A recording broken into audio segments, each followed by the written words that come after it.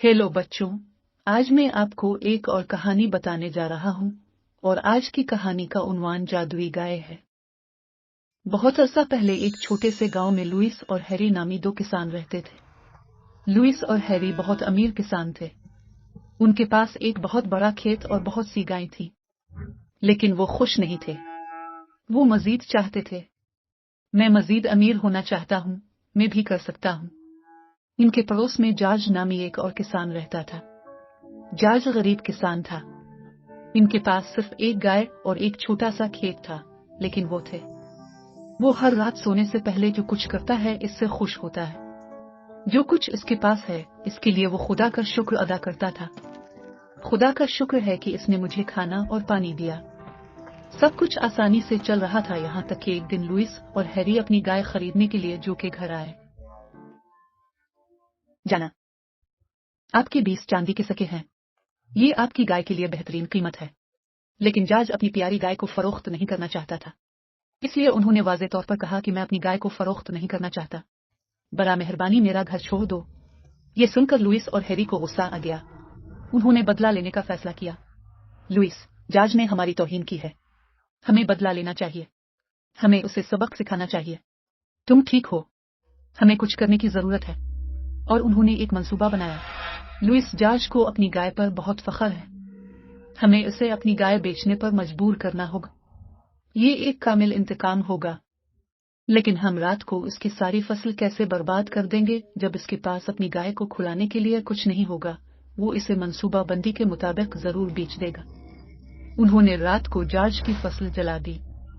सुबह जब जॉर्ज ने जली हुई फसल देखी तो वो बहुत उदास हो गया और आंसू भरी आंखों से बोला, ओ खुदा, अब मैं क्या करूं? जॉर्ज मुकम्मल तौर पर टूट चुका था।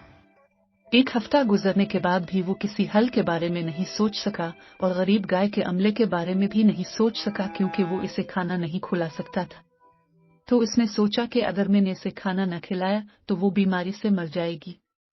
लिहाजा बेहतर है कि अगली सुबह उसे गाय के साथ बेच दिया जाए जो उसके पास मौजूद चांदी के छोटे सिक्के थे, और बाजार जाते हुए बाजार के लिए रवाना हो गए। अगर रास्ते में डाकुओं ने मुझ पर हमला कर दिया तो क्या होगा? मैं ये सोचकर सब कुछ खो दूंगा। वो अपने 10 चांदी के सिक्के गाय की जैकेट की जेब में छुपा देता है। थोड़ी देर सफर करने के बाद वो थक गया और एक सराय में आराम करने का फैसला किया। उसने गाय को सराय के बाहर बांध दिया और अंदर चला गया। तभी अचानक कार्ल की जैकेट से चांदी का सिक्का निकल आया। सराय के मालिक ने ये देखा।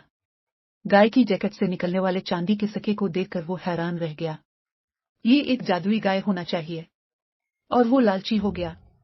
वो जॉर्ज के पास गया और कहा, क्या ये आपकी गाय है? हाँ। तुम उसे कहाँ ले जा रहे हो? मैं इसे बाजार ले जा रहा हूँ क्योंकि मैं उसे इस पर फरोख्त करना चाहता हूँ। इन गोट का मालिक लालची, उसने सोचा, हम किसान हैं, ये नहीं जानते कि एक जादुई गाय है। यही वजह है कि वो उसे बेच रहा है। ये ठीक है, मैं उसे खरीद लूंगा। ये सोचकर उसने जॉर्ज से कहा, अब आपको कहीं जाने की जरूरत नहीं है। मैं इसे चांदी के सिक्कों की थैली के लिए खरीदूंगा। चांदी के सिक्कों की एक थैली? जी हाँ। जॉर्ज जानता था कि यह असल कीमत नहीं है, लेकिन इसे खुदा की ख्वाहिश के तौर पर लेते हुए इसने कहा, ठीक है, आप उसे चांदी के सिक्के की थैली के लिए हासिल कर सकते हैं। जॉर्ज ने गाय को चांदी की थैली में बदल दिया। सिक्के और खुशी खुशी अपने घर के लिए निकल पड़े।